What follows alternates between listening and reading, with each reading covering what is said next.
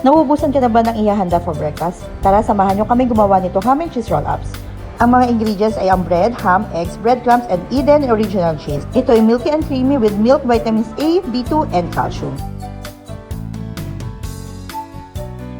First, remove the ends of the breads. Then put the ham and Eden original cheese on the bread. Roll over the bread until the filling is covered, and don't forget to secure it with toothpick.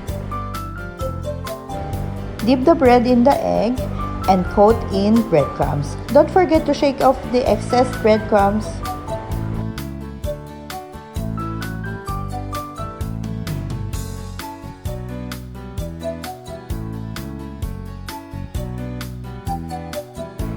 Fry over low to medium heat for 5 to 7 minutes or until golden brown. I'm happy I can express my ditinipid na pagmahal through the dishes I made for my children every day. And with Eden, it become more creamier and delicious. You too can bring back the love in breakfast. Visit twistandmake.com/Eden for easy breakfast recipes.